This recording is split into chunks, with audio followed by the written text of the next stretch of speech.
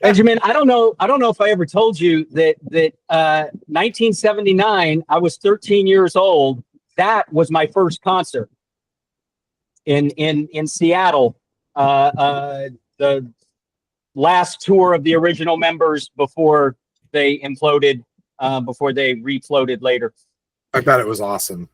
As a 13-year-old, I'm being completely serious. I'm sure it was, especially for someone of that age. Yeah. What year did you go as a Kiss character for Halloween, Jim? That's the question. Never put on the makeup. Never did any of that. Did figure out that if you want to imitate Gene Simmons spitting blood and having it run down, one of the best things was a hot chocolate mix with just a very little bit of water and red food coloring. Did you then use that for Lavinia and Titus? Oh no, we had much better blood people by then. And we did Titus at the Blackfriars with some awesome blood. And we did it in West Virginia with Sarah Young playing Lavinia, and almost choked her with trying to get the blood effects of her opening her mouth to talk and have it run rivers of blood. Oh, yeah, it did not go well. Jason, did you think it went well? I mean, it eventually went well, but some of That's what we rehearsed. Yeah, some of the early rehearsals were a bit gag-inducing, so to speak. All right, well, let's get this thing officially rolling. Welcome everybody to On the Playground with Jim Warren. If music be the food of love. And we are here to chat all things music with our three panelists. What I would love our three panelists to do is tell us a little bit about your journey to get to the point from you were in the womb and then you were doing music in Shakespeare. What got you on that path to the point where you were doing music in Shakespeare's plays? Eventually, I want to get to the point where we talk about how did you get to the place where Jim Warren began leaning on you for all of your musical prowess? But to get you to the place where you were participating in and then creating music in Shakespeare, tell me about that, Chris Johnston, then Ben Kearns, then Alex Vronsky. Okay. So, I mean, it's a long story, and I'll skip 90% of it. But I ended up going to college for theater. So I went to the University of Utah for their actor training program. And were you a musician when you were at that point? Acting was always the fallback plan for me. Music was first, acting was second. So while I was at the actor training program in Utah, I was also in a bunch of bands in Salt Lake. I was in a band called Children of Rock. We called ourselves Core. We were terrible, but I had a great time. Were you Christian rock? No, it was not Christian rock. No, sir. Damn. But we did have a song called Disciple. That was in 3/4, and we thought we were cool that we did a song in 3/4. And then I also did my own stuff. So I had my own band as well. So I played in Salt Lake a lot. And then I had a teacher who joined the University of Utah by the name of Jack Bessel, who was one of my favorite human beings in all of the world. And she was my Shakespeare teacher for my last 2 years of that program. And I was a super senior, so it was kind of 2.5, but she left during my last half. I've never heard that term. That's awesome. Yeah. Super senior. Yeah, right.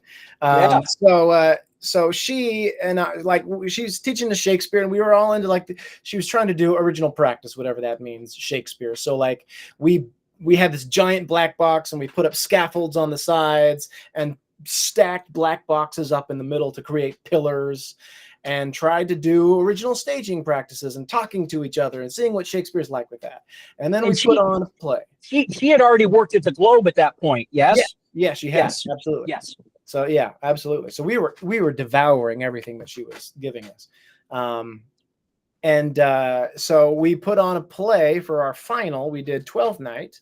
And she's like, Chris, I want you to do the music for that. And I'd never done music for Shakespeare before.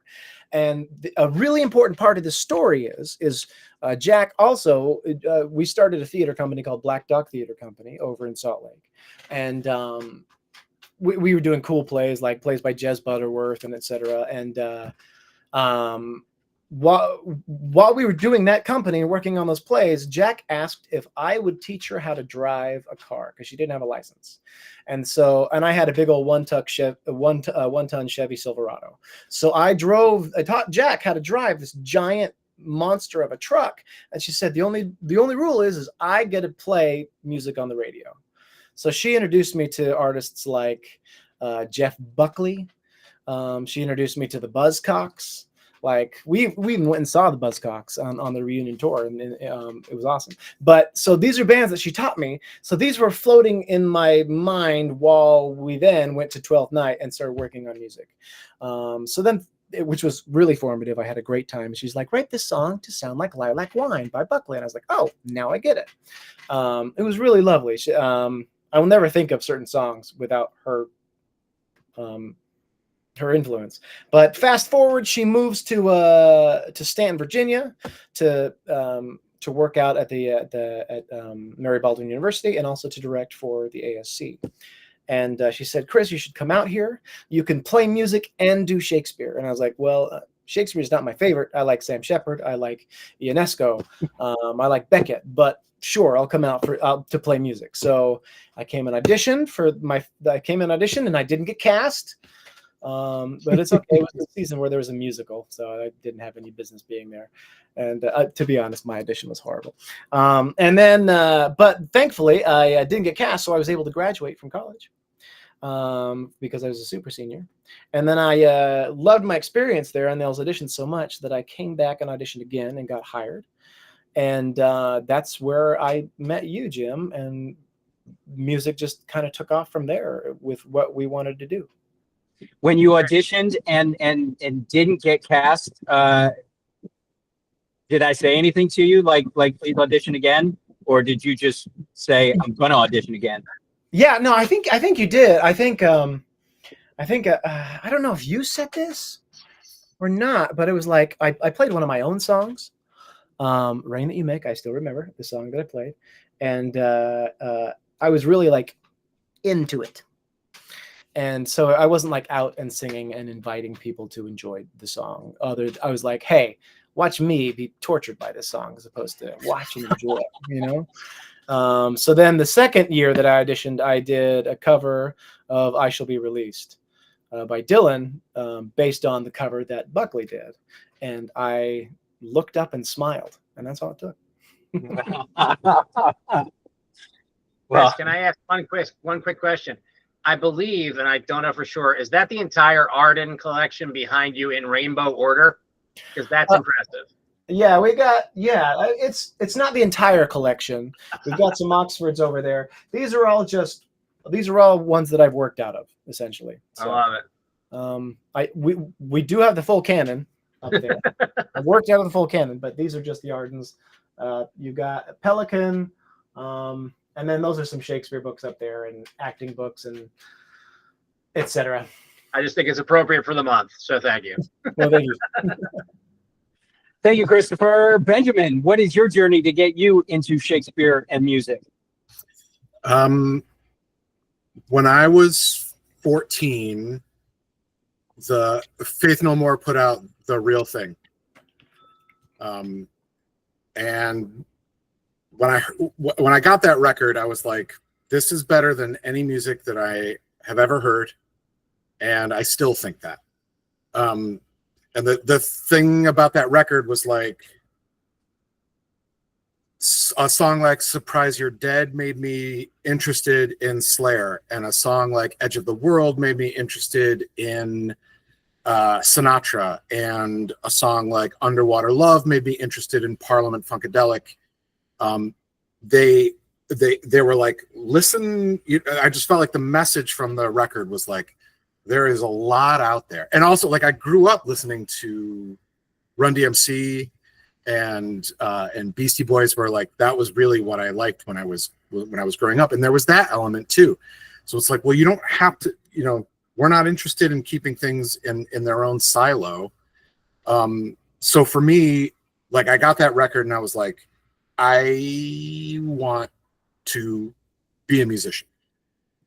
Did you immediately connect to the wide variety on that album, or were there pieces that I connected with this part first? No, all of it.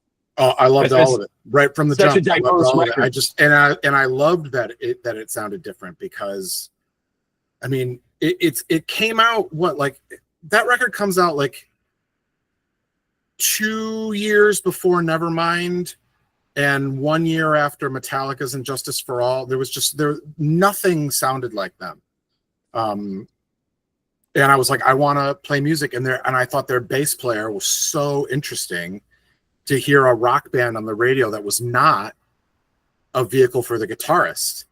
And I was like, the bass player to me was the most interesting cat in the band. So I started playing bass. And so from then on, like, I was writing songs and playing in bands, and like playing in like a lot of, like, in high school I played like a lot of metal, and then in college I got more into reggae and ska and like more like melodic hardcore and stuff. So by the time I got out and was auditioning, I never thought that the two things could be married. I was always like, well, this is the thing that I'll do that's for me, and then I'll go on these theater auditions. But when I went to my first audition for you, Winter's Tale was in the mix of the plays that you were looking for, and it was a play I didn't know at all. But I saw that there were a lot of songs in it. So I think for the audition, I cobbled something together for like one of the shorter Autolycus pieces. And I was like, I'll give that a go. And I was like, I'll do that. And I remember the other song I had ready to go was from Marat Sade, which I thought, like, well, that's like a play with music, and they have music playing on stage. So maybe that will. So I was like, if they ask for another one, I'm ready to play those Fat Monkeys. But I didn't have a chance. So yeah, and then when I got there, it was obviously it was very different from when I started, from where I left, because there were only two musicians, I think, in the whole cast. By the time I left, like, almost everybody in the I was like in a cast with people who could play circles around me, and I was like, it was cool to it was cool to compose and stuff like that. Especially when in 2006, when I started doing the Ren seasons, and then it was really like, there's nobody here that's going to do this for you. So I think that's it. So for me, it's just kind of like trying to approach the music with a sense of variety. And like, because I had the good fortune of my gateway being like, open it up to everything. So by the time we were putting music together, it's like, well, if we want Eastern European sort of folk music, or if we want something that has sort of a punk edge, or if we want folk, it's all there. Everything's on the table. Tom, did you have a question before we move on to Alex? I was just going to say that I love that Susan came in for the phrase "fat monkeys" and must have been like, what are we talking about? But Ben, that's awesome. I love, I think our musical backgrounds are fairly similar, although I took a very long path down musical theater. Sorry, Chris. Sorry, Ben. But timing wise, what an era to come up through, and so exciting to hear how you got involved in that side of the Shakespeare musical scene. So back to you, Jim. Alex, tell us your journey from the womb to being into music and Shakespeare. Jesus. Well, I started out being exposed to a lot of classical music. That was kind of the world that I grew up in. Was like, my mom had been like an amateur pianist, kind of doing that.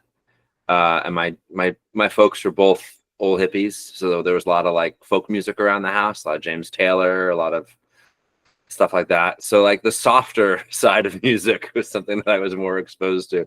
A lot less of stuff, not as much stuff that was plugged in, really.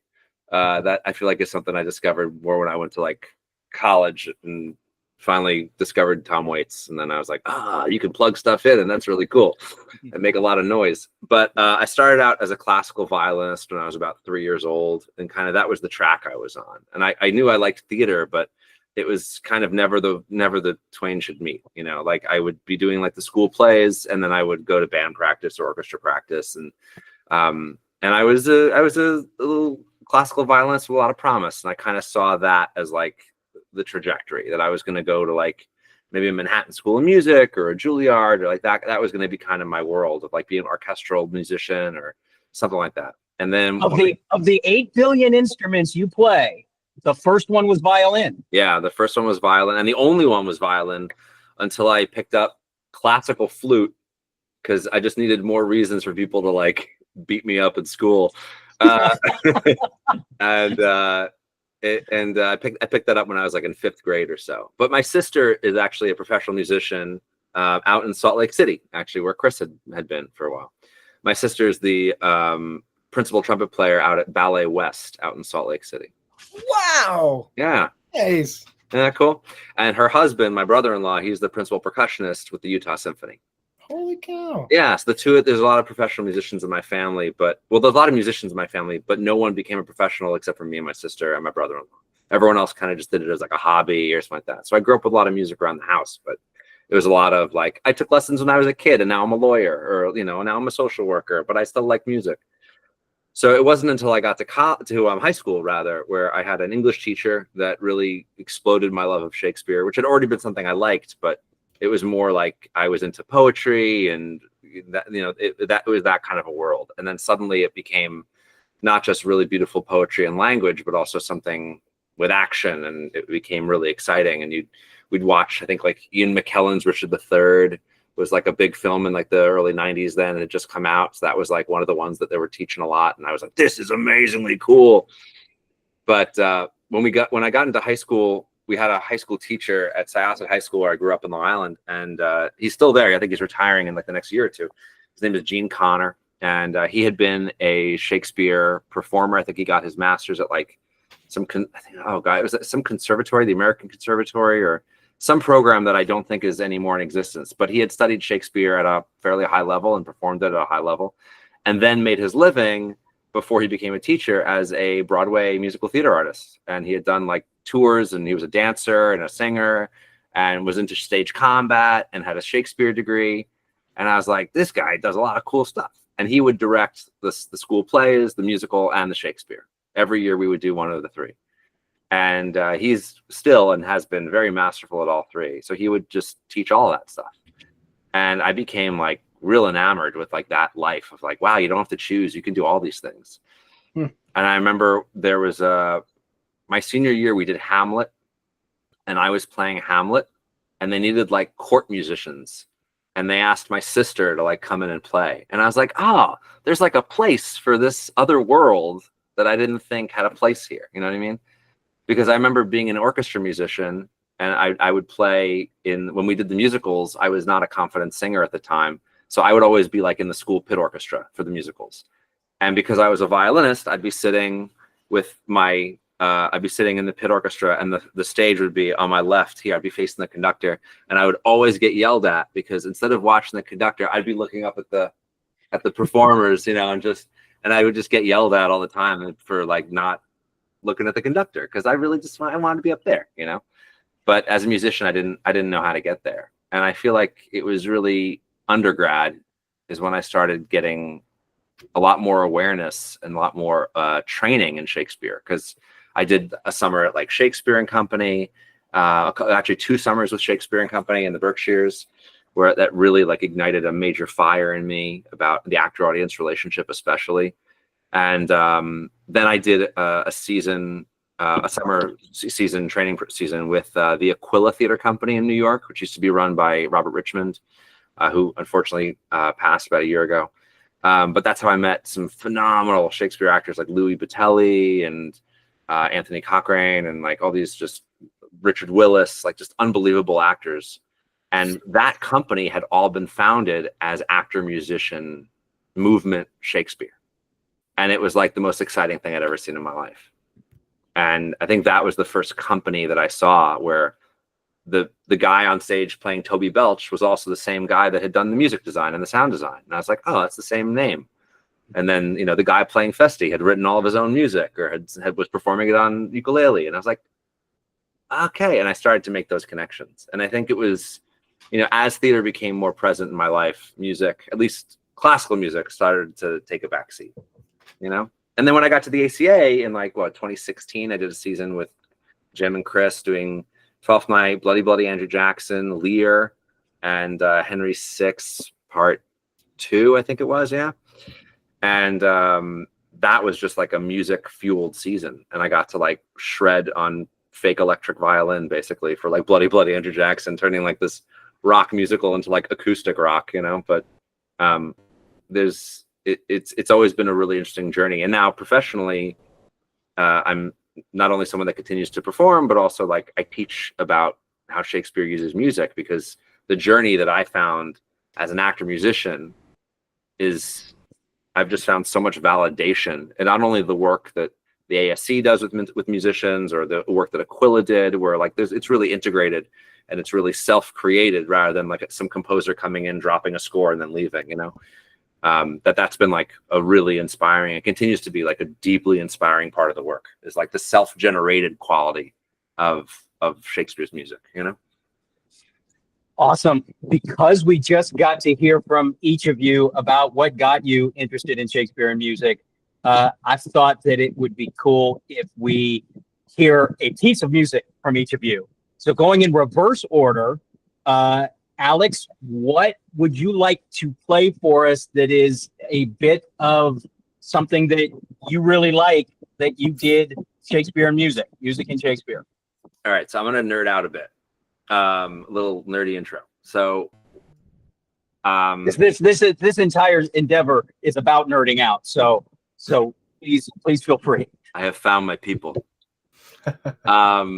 So one of the things that I love about the work that I've discovered with Shakespeare and music, and Chris and I talked about this on a podcast that we did like a year or two ago or something like that, but is that so much of Shakespeare's musical references that he uses in the plays are stuff that we have no relationship with anymore. All of it just feels foreign and old and different.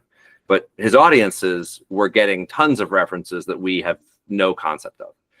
So the way that you might go to see a contemporary jukebox musical now and go see like Moulin Rouge, and they're singing, you know, pop songs that we can all sing along to, or they're taking a pop song that everyone knows and they're messing with it in a way that feels recognizable, but also different and exciting.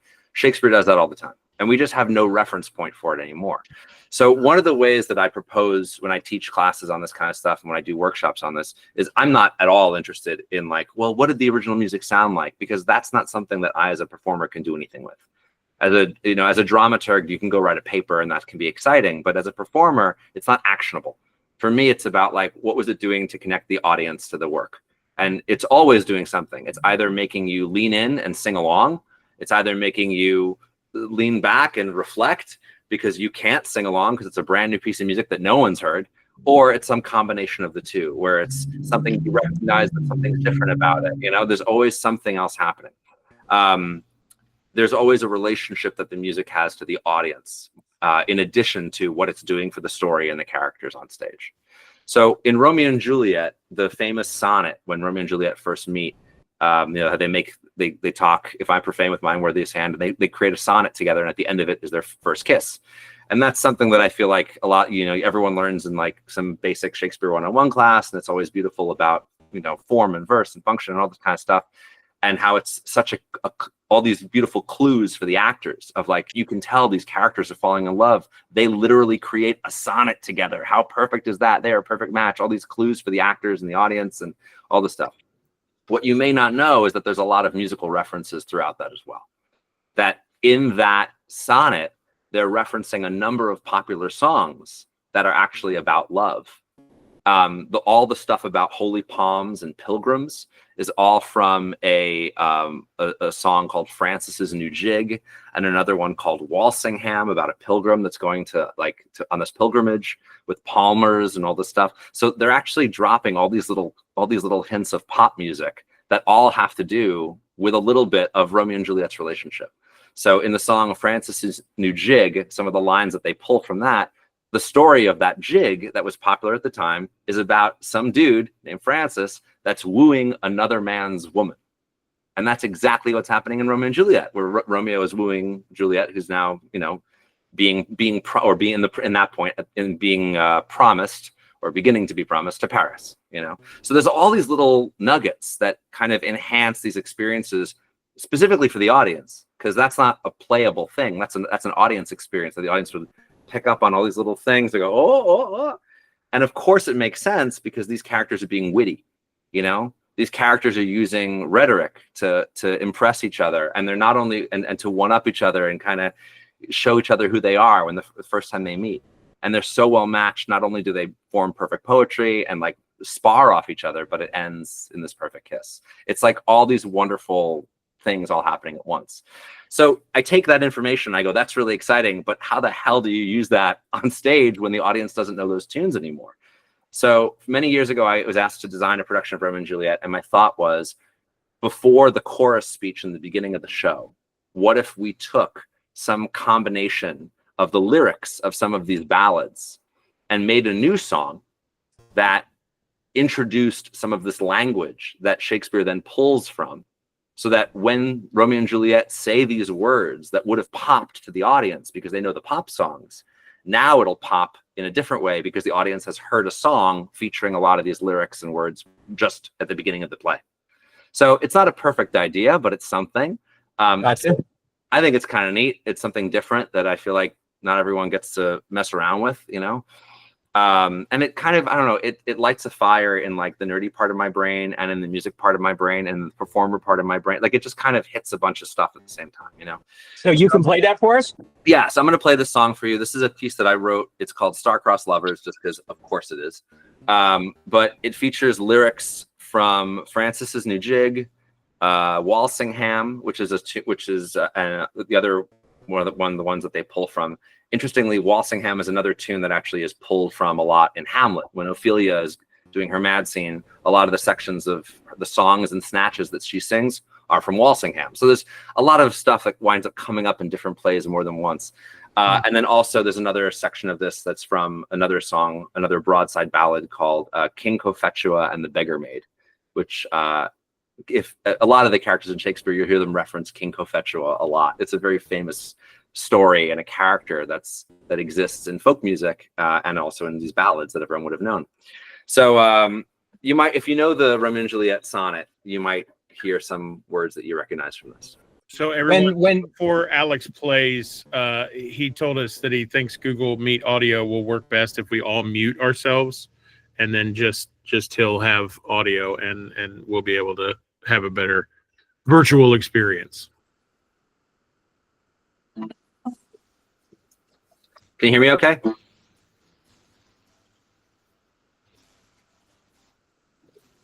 No?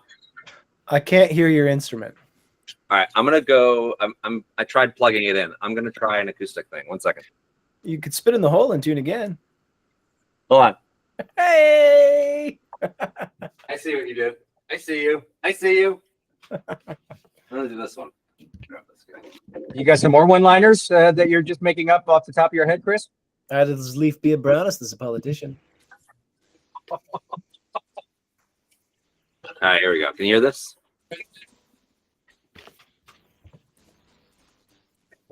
Negative. I think the noise cancel is killing us here. I see what you mean. Let me see if I can turn that off on my end. Hold on a second. Adaptive audio, maybe. Yeah, turn off all of that audio stuff. Yeah, here, let me try this. How's this? Beautiful. Oh my God, listen to that. All right, great. Here we go.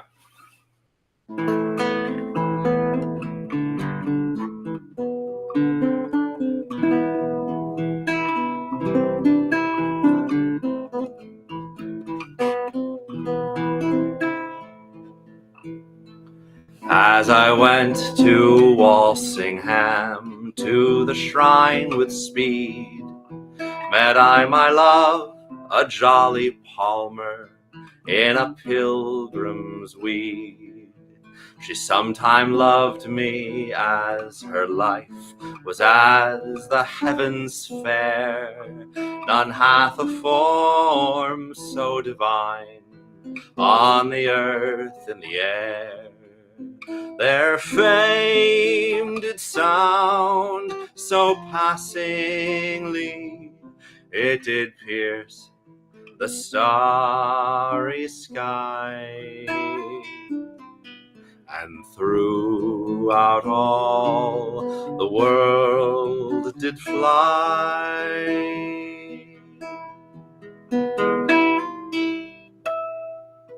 She sometime loved me as her life was as the heavens fair. None hath a form so divine on the earth in the air.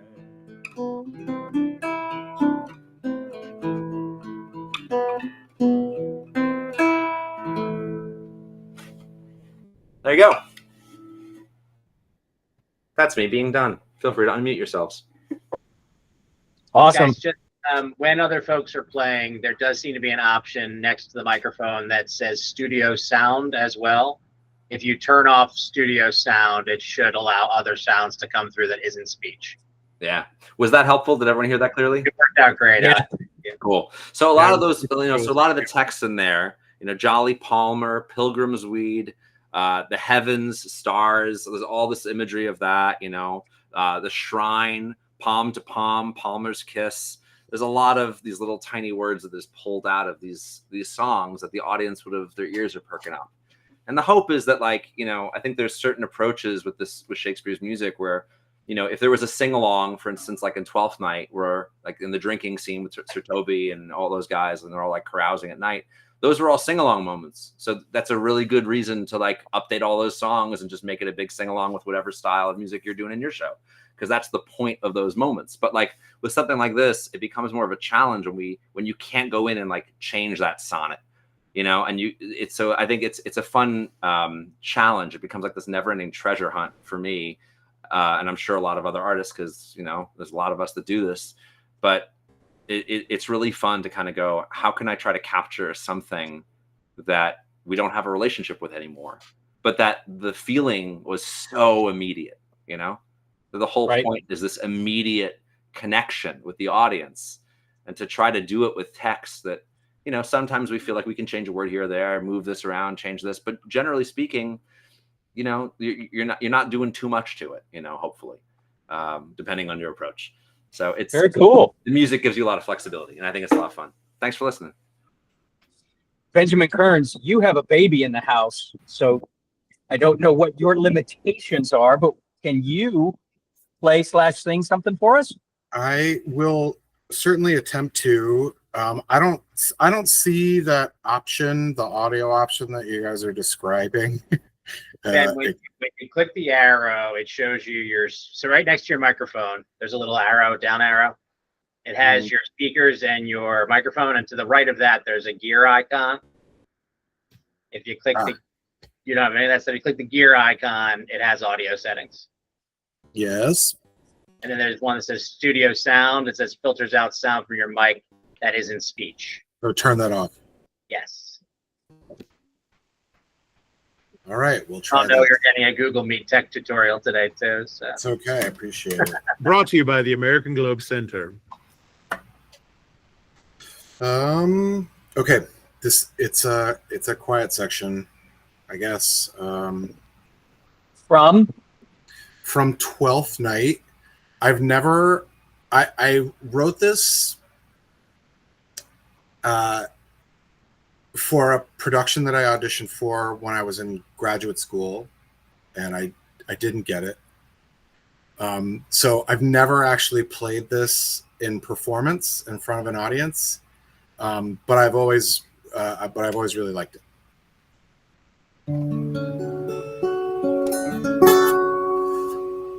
Whoa, mistress mine, where are you roaming? Oh, stay and hear your true love's calling, that can sing both high and low. Trip no further, pretty sweeting. Journeys end in lovers' meeting. Every wise man's son doth know what is love. 'Tis not hereafter. Present mirth hath present laughter. What's to come is still unsure. In delay there lies no plenty. Then come kiss me, sweet and 20. Youth's a stuff will not endure.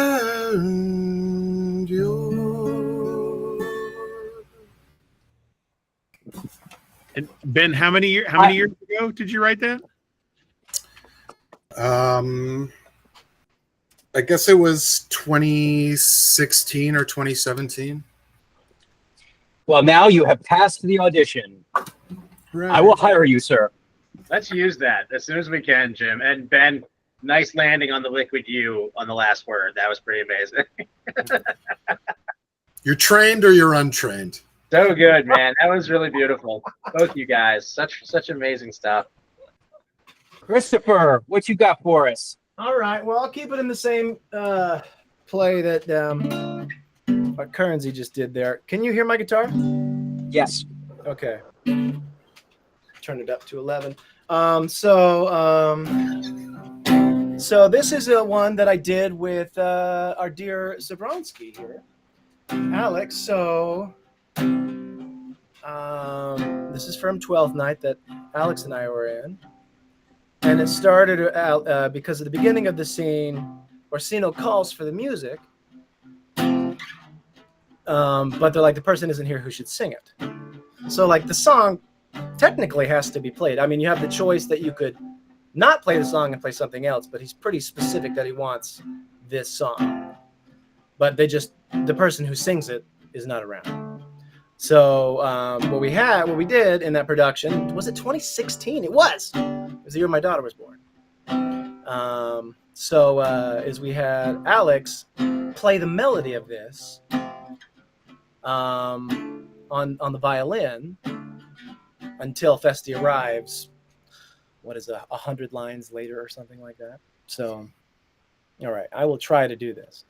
It's been a while, probably since around 2016. Okay.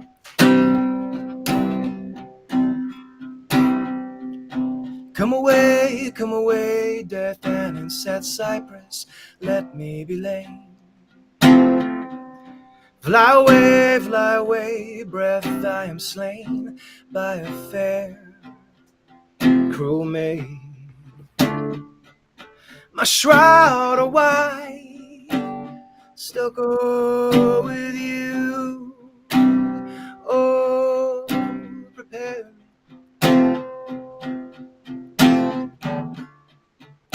My part of death, no one so true did share it. Not a flower, sweet on the black coffin, let there be strong. Not a friend, greet my poor corpse where my bones shall be thrown. 1,000 sighs to say, lay me away. Sad, true.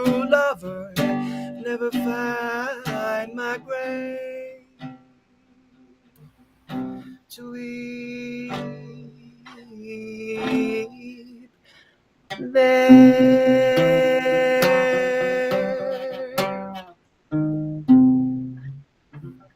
There's the ending. There it is. There we go.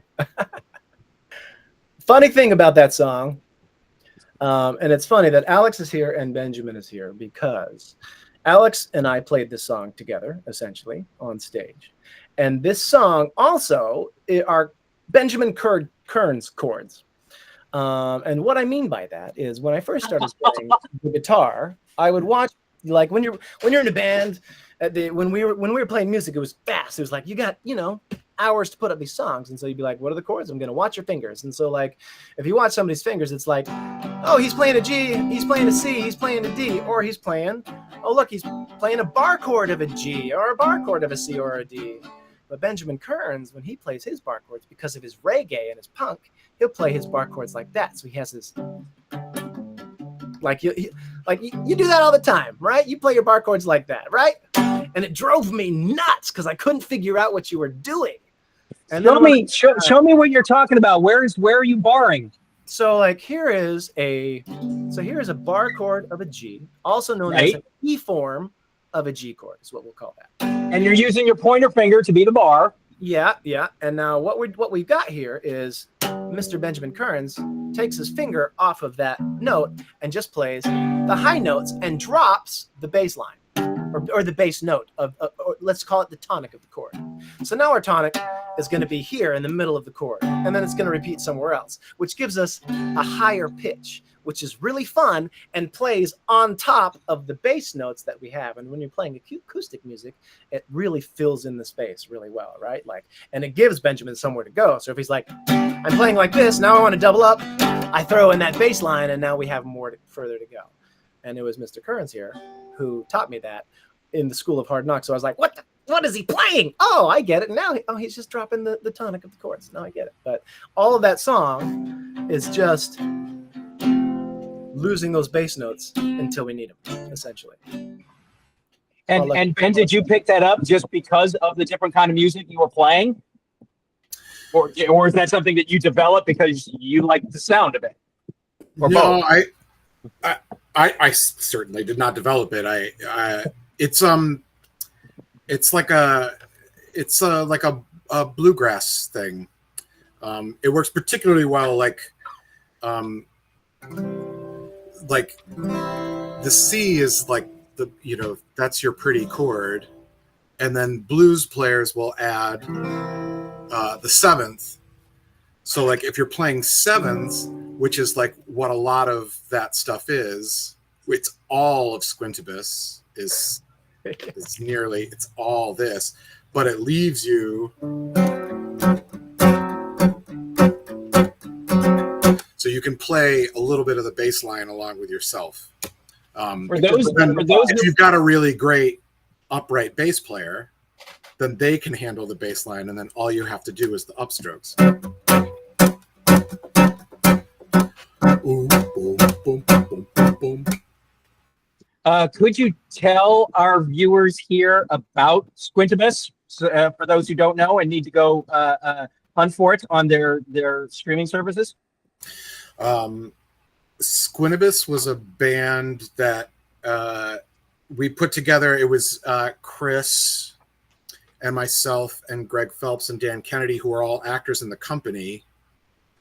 And it came at a time for me where I had a lot of songs that I had written, and they weren't necessarily songs that I was interested in playing at work. And I was really interested because, Alex and Chris and I'm sure Jason knows too. It's really demanding working there. And it takes up so much of your life. And I think we were in a place where it was like, we should do something that's just for us, that has nothing to do with work, except that we all work together. So it actually just started with Chris and Dan and myself, and I was really into this band, The Devil Makes Three at the time, that didn't have a drummer, and they just had a banjo player and a bass player and a guitar player. And so we put a couple of songs together, and then that season ended, and then Greg came down and we played a couple of things for him. And we're like, well, what do you think about playing drums on it? And he's like, I feel great about it. So yeah, I mean, I don't ever, for me, it was just like, I really want to play. I want the songs to be realized. And I was happy that they did. And then the other guys in the band were really like, we should make a record and we should play in front of people. So like on our off nights when we weren't performing, we would go and perform. It was awesome. It saved me. It's a blast. All right. Going back to Shakespeare's writing music into a bunch of these plays. So we've got lyrics, and in some cases we got music that survived. All three of you have worked on so many different kinds of productions where you were asked to create music either with specific styles in mind, specific tones in mind, or complete blank slate. You could do anything you freaking wanted to. I didn't want to say fuck. I didn't want to, upset anybody. So my question is, in working in the different environments, how did you approach, I got to write music for this song?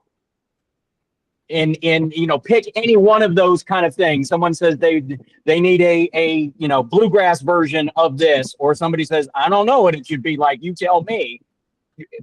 Describe your processes in some of those different situations.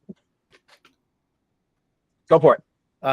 So I think a lot of what Alex said earlier about Shakespeare's approach to the music and the purpose of it and the tool of like audiences would understand the songs when they heard them and whatnot, like that's right on the money, and I think that's something really important to hold on to. With that in mind, I would always ask myself, like I have like a checklist of questions. It's like, all right, who is singing the song, right? Because once we get technical in Shakespeare, usually songs in the folio are just song. And then we have editors from a myriad of different collections to give us who they think is singing the song, right? But we don't know that they're right. It's an educated guess, but within 2 editions of the same publication, an Arden 2 versus an Arden 3 might have a different person singing the song, right? So who is singing the song? Who are they singing the song for? And that question can be for themselves. It can be for other people. It can be for the audience. It can be all of those things. Then it's who is changed by the song once the song's done. Like, has anybody's story within the play evolved because of this music?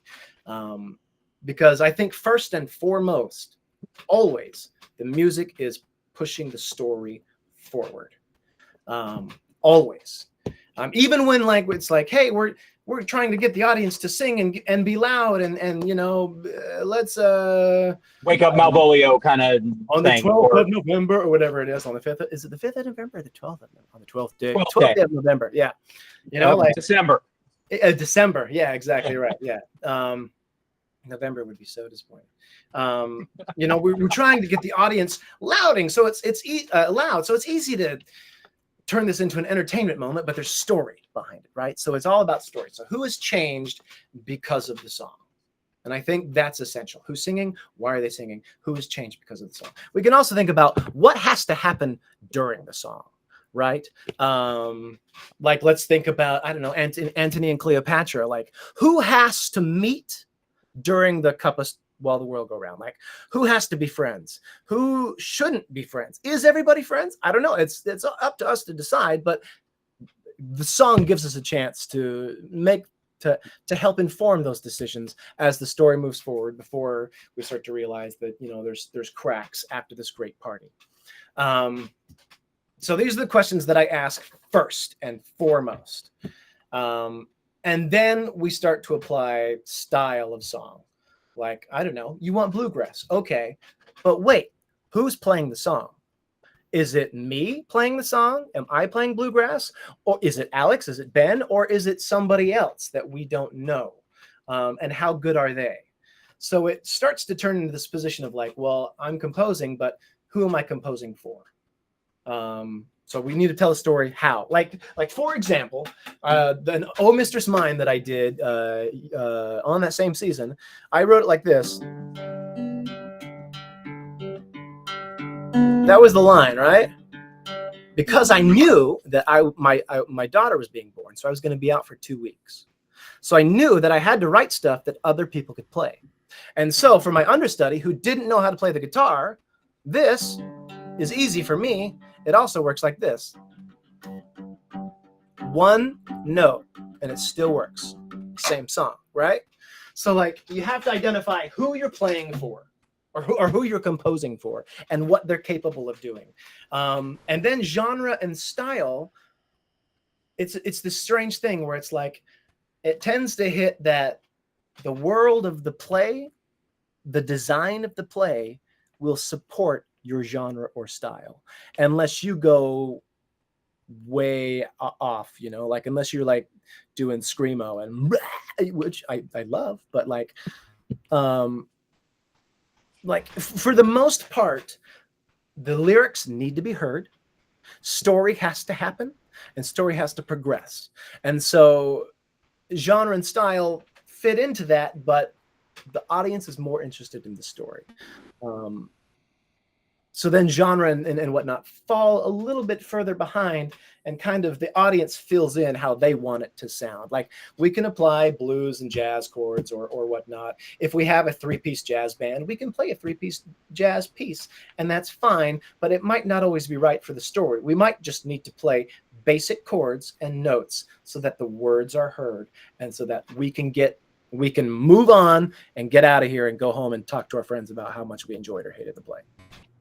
Yeah, I'm gonna add. Got Alex. I want to add to that. That's some great yes to everything, and also I feel like it can't be said enough that one of those last points that Chris is making about like that it's all about the story, it's all about these characters, it's all about the text. Because way too often I see Shakespeare, I'm sure we all have our versions of this, where some fancy schmancy composer comes in and writes a really good song for this moment, and suddenly you forget about the story, you forget about the characters, and you're just listening to a really good song that's a hit single. And there might be moments in the plays where that could be valid, but for the most part, when song exists in Shakespeare, people are not sitting around to watch it like it's a concert. You know what I mean? It happens in the context of something else, of like a message being told or a connection, or there's something active that's occurring rather than the passivity of just here, just let me just play you this thing I wrote. And here's a concert that you can sit down and listen to. So in a weird way, like if the music is almost like too good, you know what I mean, and too interesting, it can sometimes get in the way of the story. You know what I mean? Certainly, I would think that y'all have been involved in shows where the questions that Chris just said are on his checklist aren't talked about at all. not even a little. It's all about how, you know, our setting of the show in the 1920s dictates everything, and it's about tone and style over any of the things that Chris was just mentioning. Not that they have to be mutually exclusive, but I'm assuming that y'all have been stuck in those situations where that's what you were asked to do, is to fit a style. I think more than anything else. One thing that I think we all have in common is that we're all actors in addition to being musicians and composers. And I think that roots us in storytelling, as opposed to only being composers. That roots us in style or just the music or the, you know what I mean? That there's the function of music starts with story for us. I would assume that everyone might agree, but like certainly the function of the music and what it's doing to drive the story, or if it's playable for the actor, that becomes always the focus that we don't lose focus of. But certainly there's definitely examples. I know I've been in a lot of shows where someone else is writing the music and they're not an actor. They're not interested in that. That's up to me as the musician that's going to be performing the song. That's my problem to solve. So to have a composer that's already on your side, to have a composer that's already thinking about it from the point of view of the performer or the actor or the character or the story overall, like that's only going to help you solve a million issues that are going to come up naturally. Does that make sense? Totally. Yeah. Benjamin, any thoughts in there? I think Chris brings up I think the most important thing is like the difference of whether you're composing for yourself or whether you're composing for other performers. I mean, it was like, Chris mentioned before, it was so fast that often in our troupe, and because there were so many musicians, it's like if you were the person singing the song, it was sort of understood. It's like, well, it's on you to like do this thing with some exceptions. But I think Chris brings in, and now like I work with young actors so much that now another question that for me is like story, yes, text, yes. But to me, because they're young, I'm like, another thing is like, I want you to be 100% comfortable and confident when you go out and do this part. I want this to be a moment in the play that you look forward to doing and not dread doing. And if it's something that you dread, then like, let's scrap it and go back to the drawing board and come up with something that you like better or that you feel better doing. And I might say, like, I might reserve, these are the two things that I think have to happen. Like we it has to be a celebration or it has to be foreboding or whatever it is. Like we have to threaten or we have to entice. One of those things is happening. And so we can change melody or we can change instrumentation based on your sort of confidence level. And for me, it's been really fun because it's like Chris said, it's like, well, can I do something interesting with one chord or two chords? That's a fun challenge, Like I just did a winter. Jim, you saw the Winter's Tale that I did. Yeah. I had this young woman playing Autolycus, and she's like, I know about 4 chords on the ukulele. And I was like, what are the 4 chords that you know? She told me what they were, and I was like, I'm going to compose all your songs with those 4 chords. You will not have to learn new chords. You won't have to worry about your finger placement. You'll just have to remember that this one starts with this chord, this one starts with this one. And she was a gifted dancer. So she's like, well, if I can just like hit whole notes and then dance and sing, like I feel good about that. I was like, great. But once I knew, I was like, well, if I only have 4 chords to deal with, what do we do? And the first thought that I had was like, most bomb reggae songs are 2 chords. Yeah. And so it wound up being this very like island Autolycus, which was not like part of the overall production vision. But I was like, does that kind of music make me want to celebrate? Would that make me want to follow that guy around and buy the stuff that he has? Yes, it would. So I love that. I love the care that you guys put into this. I mean, it's so thoughtful. It's so well designed and directed. And, when you do Shakespeare in non-AGC, ASC companies, many times people are like, oh, well, just make something up. And if you're not a musician, just make something up is not a fun thing to do. And it doesn't give you that level of comfort that you're talking about, Ben, So I love the care that you guys bring to it. And it just, the songs that you just performed transformed my feelings about those plays that I'm not watching right now. You made them new for me in that moment, and that care and heart and love for the text and the music, it's just a beautiful thing. So thank you guys for what you do. It's really amazing. I have a question. Do you can you point to a single moment in your experience where you were like, yeah, that was perfect. That was a perfect pairing of the text and the story and music coming together to just make the moment work. I think about a couple in stuff I've done with Jim where I was like, God, that was such a good moment with the music and everything. But I'm wondering if you have either you've seen it or you were experiencing it as an actor or a musician. But can you tell us that story, Chris? It was one where I was involved with Ben. We were doing The Tempest, and Benjamin was playing Caliban. And it's the moment where he's talking about all the sounds of the island, and Ariel is there, and I played the full Fathom 5 like an acoustic or just an instrumental version of it, invisible behind Benjamin while he was talking about the fruits of the island, and his love for it. I think it's in Act 3. I'm not sure. I think that's somewhere around there. But that moment of Ben talking of it and me playing behind it was just like, this is it. This is what's happening.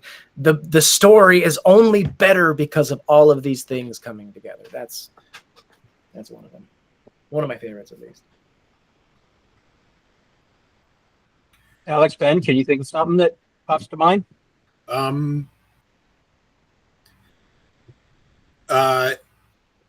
All of John Harrell's Festy songs in the 2010 12th Night were like, they were just incredible. Every one that he played was better than the last. I was just like, where are these songs coming from? I remember he said this great thing. There's that whole thing about Wind in the Rain, where the stage direction says it's festy, but most productions, because it's the end, want to bring the company out and make it a bit of a company number. And I'll never forget, John said this thing where he was like, I don't mind if other people come and sing, but on the last chord, and he had his guitar and he played this one note, he goes, no one can sing this note. And then he played another note and he goes, and no one can sing this note. And you're going to want to, because they're the chord, they're the notes in the chord that are really easy to hear in your ear, but don't do it. And I remember like, why did you pick those two notes? And he was like, because the chord that we end on is it's murky in terms of whether it is major or minor. And he's like, and if this note comes out really strong, you're telling the audience this is a major key ending. And if you hit this note really strong, you're telling the audience this is a minor key ending. And I don't want to do either of those things. I want them to leave going, I'm not sure how I'm supposed to feel about the ending of this play. That is the key. I think he was like, I learned this from Stephen Booth, and just as long as no one sings those two notes, I'm hunky-dory. But he was great. And his John's his winter spring song at the end of the 2007 Love's Labor's Lost, also just an incredible piece of music. And I know one of the questions on the email that you sent, Jim, is it's a really hard song because that's a lot of lyrics. And if you're not careful, that last song of Love's Labors just goes on and on. It's a tough song and he just managed to do it. But for me, if there was one that I wrote, I'd say maybe the closing number of the 2009 Midsummer Night's Dream that we did. I was attempting to go for something that sounded moderately like sort of Greek folk music. I think it probably sounded closer to Romanian, but it was cool. Like we split up the lyrics, and it was like it was in a minor key, and yet it was really festive. And it just had this big Broadway ending, and I remember being like, that's pretty rad. The whole company was out there, and it's pretty cool. I'm pretty blown away that y'all can remember the freaking years of the different plays, and that I always had to look up at those posters in Tyson to be able to remember what year we did what, and y'all's brains work really well. Alex, anything come to your mind? I mean, I think there's like different elements that are perfect in different collaborations, but I think the thing that comes to mind is less about like the song being perfect and more like the joy always felt perfect. When we did Bloody Bloody, Andrew Jackson, the way that Chris music directed that was probably the most joyous thing I've ever experienced on stage, because we were taking a score that was written for almost none of the instruments we were playing. Like there's no violin part in that. There's no mandolin part in that. There's no banjo in that. Like Chris was like, this is written for a hard rock score with plugged in guitars. And we're going to do this entirely unplugged with like a bluegrass basically ensemble. And it rocked. If you didn't know the show, you would have thought it was written for that group. And watching Chris, kind of like what Ben was saying, of meeting everyone on their level and being like, what do you do that makes you comfortable? What do you do well? Let's play to those strengths. And then watching someone in the course of a rehearsal process shift from, that fear in their eyes to suddenly it kind of calms down, and then Chris going, okay, cool, now do this a little bit, now stretch a little further, to get to a point where like everyone was just kind of not necessarily always in their comfort zone, but not always like the fear in the eyes. It was active. It was like really, really, really exciting. And to be able to like create a band out of people that were not a band a few weeks prior is a real feat. Because very often in Shakespeare, you're dealing with one character at a time singing. You're dealing with maybe two characters. You're not dealing with ensemble pieces unless you're like being like, all right, everyone join in on the chorus here vocally.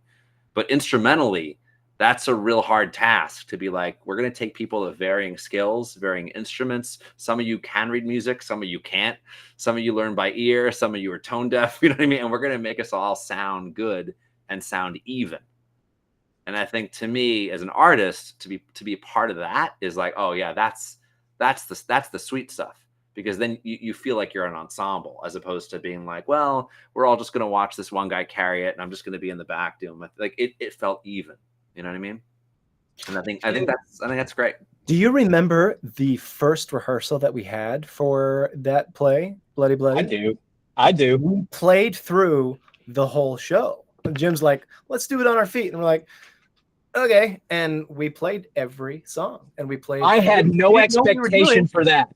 I thought that we were going to read the lines and maybe hum some of the stuff. And I had no expectation that y'all were going to play through the entire fucking play. Yeah, that was a blast. That was me and John Harrell met for 2 weeks, like every day for 2 weeks, just so we're like, if we can play through these together, other people can join in. So then when we did that, Alex right away is like, oh, I can play. And then suddenly we had a band, and everybody else is like, oh, well, this is a situation where we can all just jump in and find stuff. It's cool. Yeah. I do remember that. I also remember not knowing what to expect. It was my first season with the ASC, and I, as someone that didn't know what the hell to expect, I'd seen one of the ASC shows I saw the Thanksgiving Day or Thanksgiving evening performance of Comedy of Errors in 2005.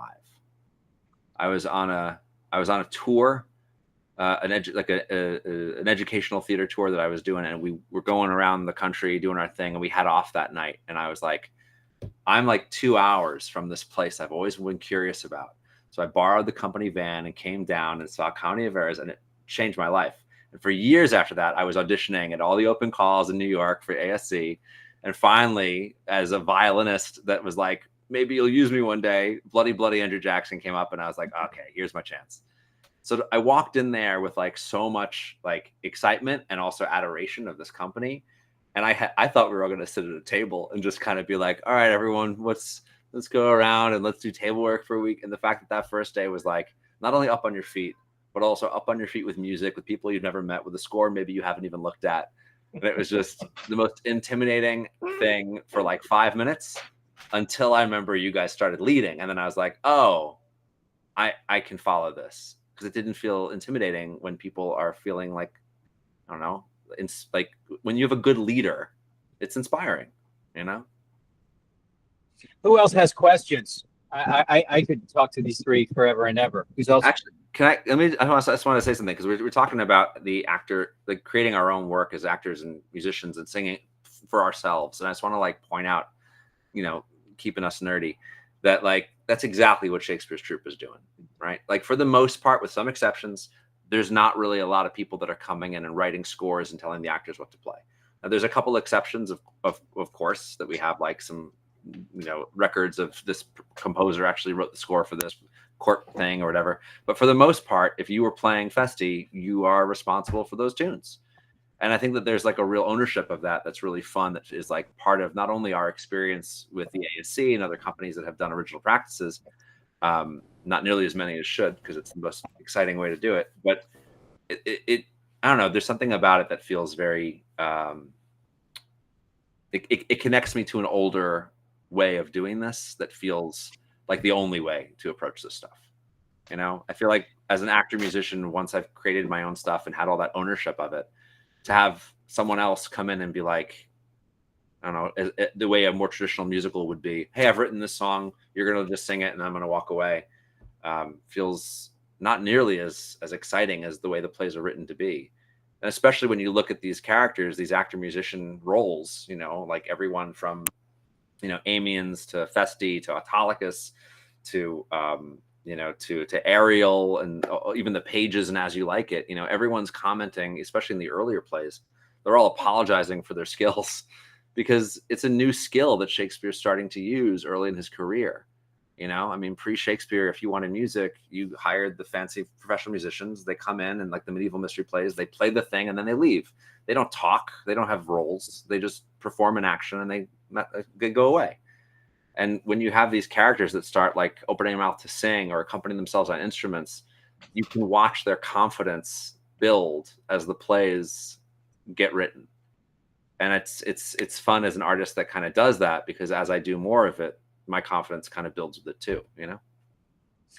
Part of what we were never able to grow to during my time at the ASC was to be able to hire musicians that were not actors, you know, that so that there would be that there would be less of a burden on all of the actors having to be all of the band, that they could have been, you know, working with other folks the way that I think Shakespeare's troupe did. Certainly by the time they went into the Blackfriars, the consort that was playing during the shows was as famous as Shakespeare, you know, trying to figure out how might we be able to create a little more work-life balance for actors, musicians, by not having quite so heavy a burden, but trying to figure out that best baby bear between the awesome grittiness that y'all experienced, where it was just you. It was just you having to create all this stuff and maybe having some extra help. I'm excited about the possibility of starting the American Globe Center with that marriage, with having some more bodies available.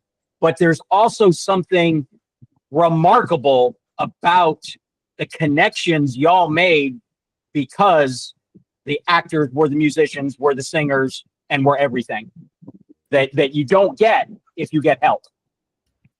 Jim, Mary McDermott has their hand up, wanting to ask. Mary McDermott! Hello, can you hear me? Yes, ma'am. Great. I'm not presentable. I would do my camera, but what I'd like to ask is, did you guys ever feel like we asked too much of you?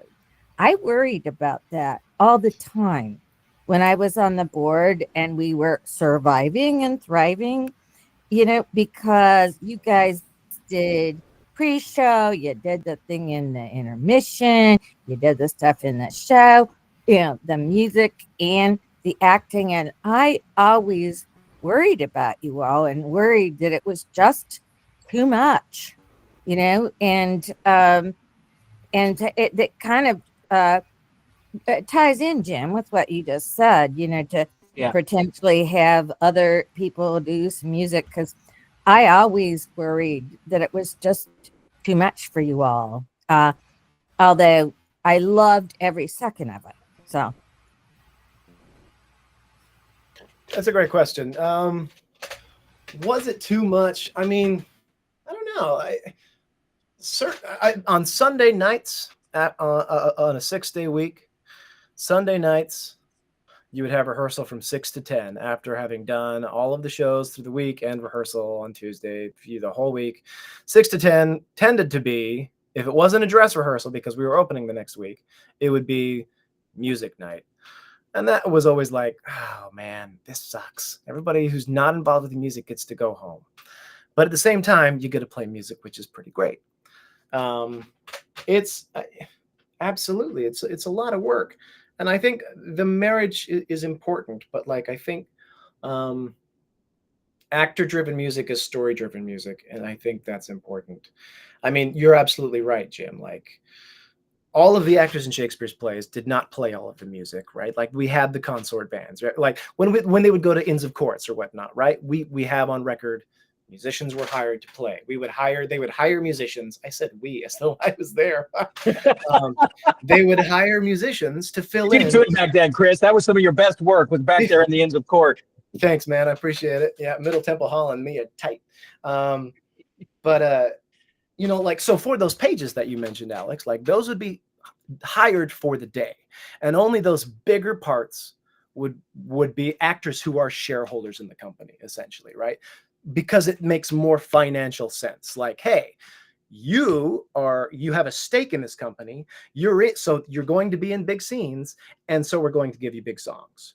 So these two things connect. And then for the smaller parts, As You Like It is a perfect example, like The Forester, What Shall He Have That Killed the Deer? Like, okay, these are going to be people that we brought in, and here's the song, and do it.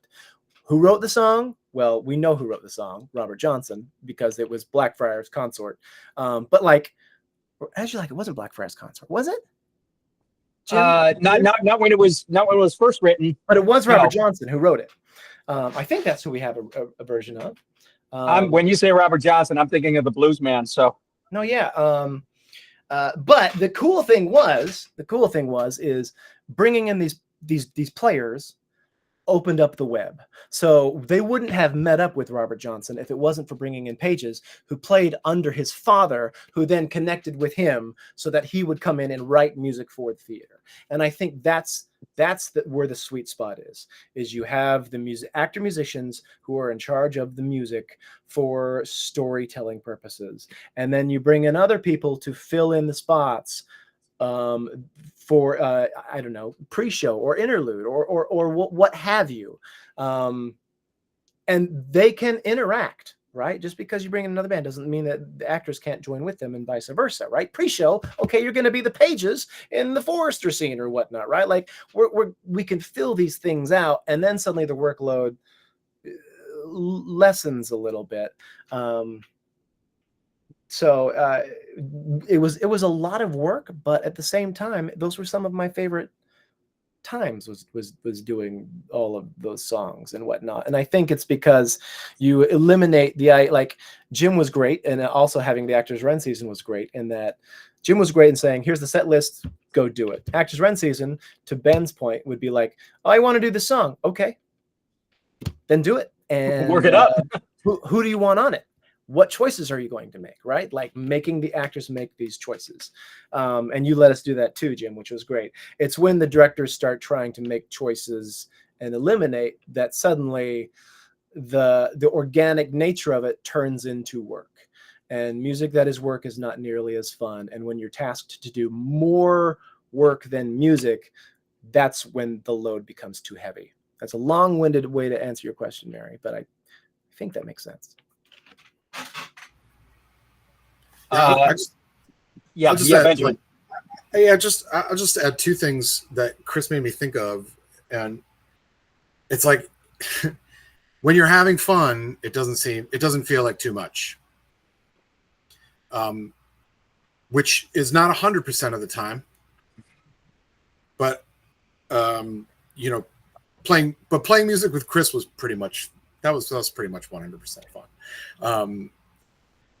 But yeah, that can get tiring. But the other thing that we haven't talked about yet as a group, and I'd be interested to hear Chris and Alex weigh in on this, because I think you guys probably have more experience in this than me, is like the non-song calls for music. So like flourishes that we see in stage directions, or then things like, Paulina calls for music to bring the statue to life. That's the only clue you have, is that it says music plays. Or what's the other one? There's one in Caesar. It's in Antony and Cleopatra. It's like those two guys are like, what a weird sound that is. I feel like something bad just happened. And like just when Chris mentioned those Sunday night rehearsals, and Alex is a veteran of the Henry VI plays, like it was funny because we used to joke and call it tech. It was like, we have tech rehearsal because we have to figure out how thrones get on and off, and usually that is done with the addition of drums or trumpets or or other stuff like that. And like, and to speak to Mary's point, like, I remember like when we were doing Henry VI-3, our fight call was like 45 minutes long. There was just so much, or like Pericles or Tempest with all of the storm stuff, and like if that's not being done by a sound designer, like some of that was through the director, and some of that is like who's available to shake this and blow this and do, but like just that part of the soundscape, it's like it's incredibly important, I think, to the shows, and to the excitement of the shows, and to give us a sense of where we are and what's happening. And like to the earlier point of like, well, I'm not a musician at all. It's like, but you can hit something, right? Like, can you hit this drum 4 times in a row? Because that's what we need. Like, or just can you keep it? Because I was like, I mean, I remember some of those fight calls. It was like, can you just bang this drum at a? That'd be enough. That would give us the soundscape that we need. Did Jim? And sometimes the answer was yes, and then sometimes the answer was, I guess you can't. So you all are like musicians, right? But in the company that I have in West Virginia that Jim directs for with us now, did he speak to you all rhythmic? I was a percussionist. That's my instrument growing up and going through high school and college and stuff. But when he puts percussion into the shows that we take out on the road, did he speak to you in fruit? Oh yeah. Sure. Okay. So you had the pineapples and the pears as well. Pineapple pear. Yep. Yes. Okay. But I think I will say that Jason, as you talk about, I had the opportunity, the privilege to see our touring company at a number of places, including in Charleston. And, you know, when our pre-show started, immediately people perked up and understood this was not going to be whatever the hell they thought Shakespeare was going to be. I mean, seeing those audiences, especially, you know, younger people, just perk their ears up because our guys were playing, you know, modern songs. And I remember some of our touring companies saying they knew exactly when popular songs had like run their time by how the audience reacted when they came out. But, you know, it was a signal that this is not your father's and mother's Shakespeare. And I loved that. But it still was, you know, when we were scrambling to keep the place alive, I mean, you guys did so much. And, you know, the band candy concerts and all of that. And I'll be forever grateful, but I still think we asked so much of you. And I'm so grateful to each of you for what you did. I love it. It didn't last very long, but when we hit near the end of my time at the ASC and the Obama regulations looked like they were going to come through, and then they didn't, but we stuck to trying to do 5 days a week, 40 hours a week, instead of the union. What the union allowed was 6 days a week, 48 hours a week. That was what got us Sunday nights.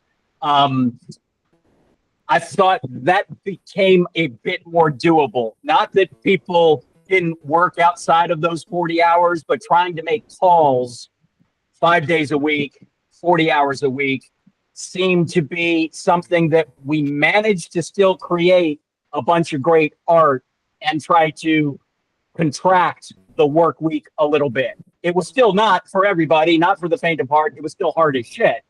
But I thought that was a step in the right direction.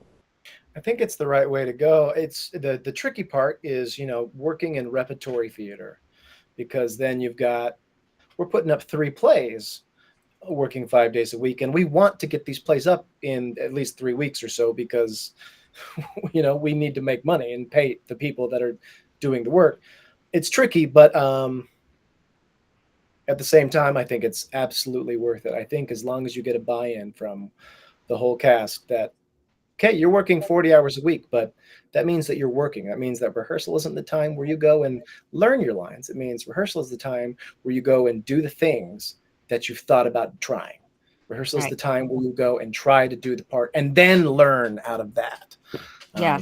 And I think will be forever, forever grateful to you guys for what you did for us. So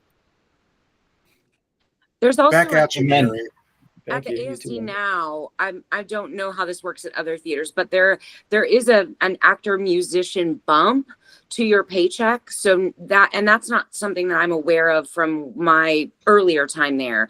But you don't actually have to be, you know, you if you're the musical director, you get the bump. But it's actually like if you are in a majority of the songs, even me who shakes a tambourine and sings backup and is not in charge of all the cool stuff that you guys did, if you're in enough of that, then you get like a 2% bump in your weekly paycheck, which was a nice change, and it was kind of a surprise when I came back. We dipped our toe in that. Good, but it's not a get rich quick scheme even with that. But you're right, Sarah. We dipped our toe into that a little bit at different times during my time there. Part of what's tricky about that is how do you do that across the board with, if you're in more sword fights, do you get more? If you're in more dances, do you get more? How do you create an ensemble where you're trying to spread the weight out, but you're never going to spread the weight out exactly equally? How do you offer those bumps in a way that feels like the most fair thing? And I think it's absolutely doable and trial and error at different times with different groups. I think that even when we were dipping our toe, it was a nominal thing. It was hey, we can't pay you what you're worth, but here is an acknowledgement that you are doing more. We appreciate you. And if you do all those fights and you don't actually stab the other person during the season, you get a little bonus there. Well, this thought isn't fully fleshed out, so I'm not sure exactly how to say it. But isn't I don't know, the vibe that I feel from you all is like you wanted it, right? Like it's like a great athlete wanting the ball, right? Like I want to write the song. I want to be the person that figures out this transition. I want to write this song. I want to figure out this orchestration. Like it just feels like that vibe was coming from you, as opposed to like, oh, if I do this, you're gonna have to pay me a little bit more. You know, it doesn't seem like that's the vibe that I get from y'all. And again, I haven't fully fleshed that thought out, but that is just what I was thinking when you were talking about it. I think what's helpful coming in and not having a long history with the company, but coming in as a newbie when I did in 2016, to see that the people that were going to take on that work or dictate that work, namely like Chris as a music director, was also the person that was also going to be acting right alongside us and learning the same fights and learning the same dances and doing the exact same amount of work, that he wasn't going to be, telling us what to do and then leaving rehearsal and letting us do it on his own. Like there was a sense of like, I'm in the trenches here with you, I think that adds to a level of camaraderie, that the fact that the music is self-generated, but we're all in there together. It felt really, there was a lot of ownership of it. And I think because of that, it certainly made me want to like put in the extra hours and be like, hey, can I borrow this guitar for the day off? And I'm going to really work on this so that I can come in on Tuesday and be like, now I know this part. We're not all waiting for me. There was a real sense of like wanting to show up and impress each other. And I think that goes a long way. And quite frankly, like, I don't know how far that'll go on like every single season for every single theater company, for every single group of actors, because not everyone works that way. But I think that might be part of that magic special sauce about, when you have someone like Jim and other people that were in charge of casting, that this is someone that's going to play well with our group. And I think that's the essential thing. Because is everyone going to do that? No. Is everyone, are there going to be some actors that are like, this is not part of my contract, I'm not contracted for this, I want that extra thing? Sure. Are they entitled to it?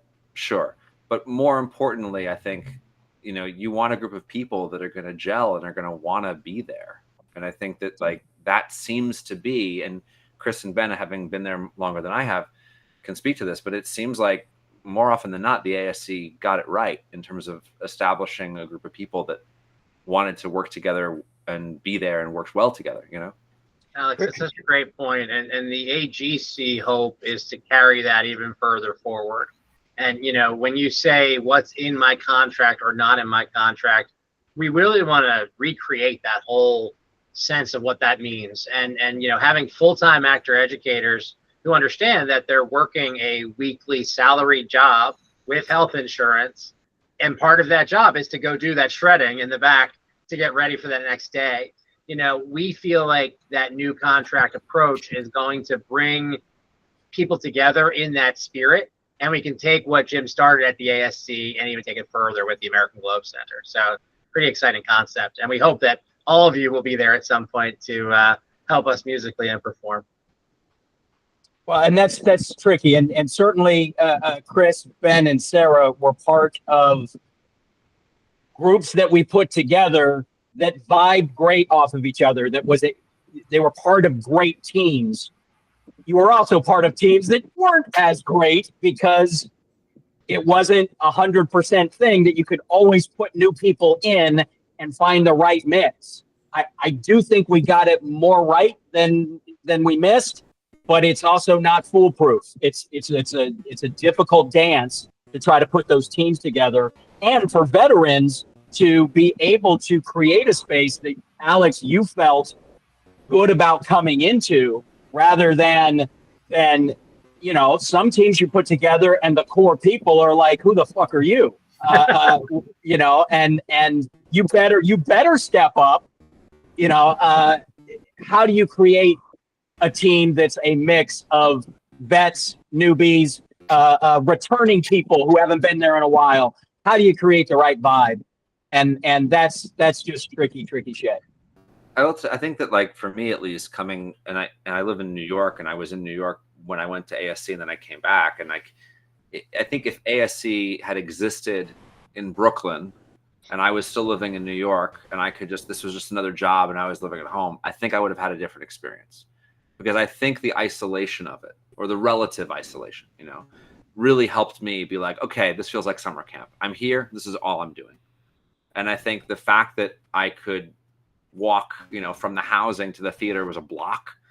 And, you know, I was there like with my partner at the time. So there wasn't any sense of like, oh, I need to use my one day off to go visit this person and come back. Like, I was lucky enough to be there with them. And a lot of the people at the ASC, you know, Chris is a prime example, like, have, you know, they've built lives there. The families are there. They've, you know, and there's no sense of like the transient nature that you might find in a lot of other regional theaters around the country, where there's a sense of, you know, yeah, we're a company out in Illinois, but, you know, 3/4 of our actors don't live here and they're just here for a few months and then they leave. And at the ASC, maybe it's a combination of the fact that the contract I was on was 6-7 months long. Like, it was, okay, I'm going to be there for a while, you know, but it really felt like, if I'm going to be here, this is all I'm going to do.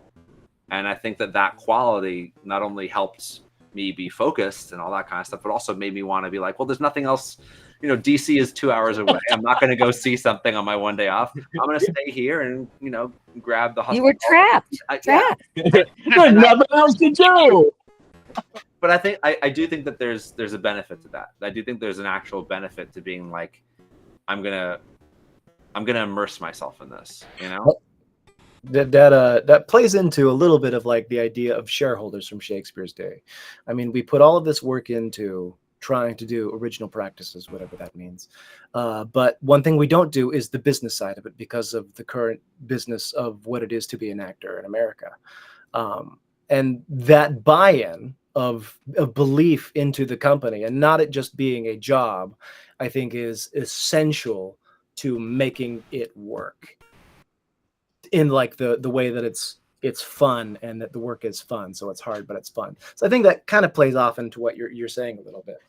Yeah, it's having a stake in it. Yeah, absolutely. It's also, I mean, what my goal is for the American Globe Center is that the year-round pay is so comfortably high compared to what we're used to, that we're able to give a commitment to a consistency that is different than the shareholders had. The shareholders, you know, might have been the last people to get paid because they had to pay the journeymen and they had to provide the housing for the apprentices. It could be that if it was light at the box office, they got paid less. I'd like to not have that. But to be able to make it so that, and that's a tricky thing. If you offer enough money, if it is a comfortable salary, that's an upside and a downside. The downside is, do people think of it as just a job? How do you create stability and camaraderie, teamwork, and the passion and the fire? And to me, that's the trick, and that's what we're going to be trying to do. Yeah, to your point, Alex, we do hope that people will come live in Norwich, you know, or in Hartford, wherever we land, and make that their home and be part of their company. But to your point, when you're worried about going home and mowing your lawn after rehearsal, it does change things a little bit, and that's definitely something that we'll have to keep in mind. And just to say this out loud, we want to do a similar version of what we were doing at the ASC, in that we want a team that is there, that is a core company. We want to be able to allow for people that want to still just be gig workers, you know, that we've got a spot for those kind of folks as well. And trying to figure out that balance from the get-go that is in a more comfortable place, that is, the actors are full-time employees who are getting health care, who are getting sick days, who are getting paternity, maternity leave, everything that an office person gets, an actor should get. It should not be actors are in that different world that our industry has created. How do we make those jobs just as compliant to all of the normal regulations and desires for full-time work today? Because actors are screwed. And so if we can establish this from the get-go, that our business model is different and that our employment model is different, hopefully we get to help be a part of this revolution that our industry needs. I think what you're saying is also enticing as an actor musician, especially. I think I don't know if anyone else has had this experience, but certainly the thing that makes me valuable also makes me irreplaceable. And that's a good thing and also an absolutely terrifying thing. Because if I get sick or if something comes up in my life, I'm unable to leave to go to a wedding or a funeral or attend to my own health. If the theater's like, well, everyone else is understudies, but no one else plays 27 instruments, so you're screwed. You got to be here every night. And I think that there's something lovely about that like, I'm working, I'm very happy, but also, like, if life happens, if God forbid there was an accident and I had to leave, and certainly there have been instances in my life when something has come up, but, like, very rarely do I have coverage, you know what I mean? And that's a really scary thing, because you have that allegiance to, like, I want to, you know, the show must go on, as toxic as that might be. And it makes it so that you can't take care of yourself. And I remember when I had Chris will remember this, I'm sure Jim will too. I had a medical emergency when I was at the ASC where I was out for like 24 hours. And it was like a real freak ER type thing. And I was terrified. I was like, who the hell is gonna, and I remember Chris and everyone else was just like, we got this, we got you. And sure enough, like, people stepped up and it was fine. Because it's a company of people that all are just insanely talented and could do a million things. So it didn't feel like, you know what I mean? And I think that's a big part of it, is when you're building a company with people that can all bring a lot of things to the table, it does even out things, and it kind of lessens the burden on that one person, you know, or those few people. We need that spirit, and we need more bodies to be able to accomplish that. We are over our hour and a half already. So I guess what I wanted to do before we quit is there any, all of y'all know something about our project up in Connecticut. Is there anything that anybody's wondering, hey, you haven't talked about this, I'm wondering about that? Is there anything about the American Globe Center anybody wants to hear an update on? We don't need to regale you with all of the recent shit, but questions, Alex? Yeah, I'm curious about something. Can you talk about your vision for music? Because it might, you know, when we worked together at the ASC, the vision for music and sound was very, it was unplugged, everything, original practices, no amplification. Has that changed? Is that something you're re-examining, or is that something that you want to stick to as an aesthetic choice? That's what we're going to do at the 1614 Globe. That's the Globe is going to be the place where we hopefully take what we did at the Blackfriars and explode it even further for what is the research we can do? How can we be a laboratory for trying things that perhaps we didn't have the money or the facility to do at the Blackfriars? But we want both the Shakespeare plays, contemporaries of Shakespeare, but also modern plays. Everything we do at the Globe, we want to be unplugged and trying to recreate conditions that we think might have been there. Part of what you get when you go to the Globe in London is over the course of decades, the different artistic directors had slightly different tastes for this. What we're going to try not to do is turn the Globe into another warehouse theater where it's just a cool space that you do all the different modern tricks that you can do. That's what we're going to do indoors. Indoors on our big thrust stage that will have a big raked audience. That'll be the place where we can do some Shakespeare staging conditions, but we can also plug the fuck in. We can do the smoke machine. We can do whatever it is that we want to do in addition to that. We want to maintain that vibe that is theater is not a movie on stage. So even as we employ all the tricks that are available to us in 400 years, we still want the audience to be a part of the world of the play. And so hopefully we get to do what we did at the Blackfriars on a bigger stage at the Globe, but also get to do everything under the sun indoors at the Playhouse. And Alex, we'd like to turn the Globe into a sought after, place to play for a lot of musicians to do an unplugged opportunity. Mohegan Sun is not too far from our location in Norwich, and they get amazing acts in there all the time. How great would it be to go do your plugged in set at the fancy casino amphitheater and then come do an unplugged set on the Globe? It could be a pretty amazing tour. So, we're gonna do it all, and it's a lofty project, a lofty goal, and all that stuff. But we're excited to have all of your feedback as we start to create that environment. So I don't know if I answered your question, Alex, but employing actor musicians and additional musicians who may be that person that steps up because they've got a Festi track for when Festi needs to go to a funeral.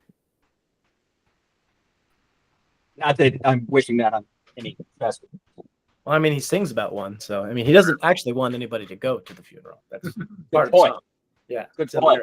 Maybe Festi only gets to go to a funeral if he sings at that funeral. Not a flower. Not a flower. No flowers. Well, thank you guys. Thank you so much, you three, and thank you for everybody who showed up. This is awesome, and we appreciate you being here. And does anybody have Rain It Raineth Every Day to take us out on? I mean, come on, Ben, you were mentioning it earlier. The Wind and the Rain? No? Well, you guys have given us more than enough of your talents today, and it is so appreciated. Thank you. Great to see you all. Thank you all very much. Thanks, Thank y'all. you for gathering this awesome, giving us all the hope. Bye.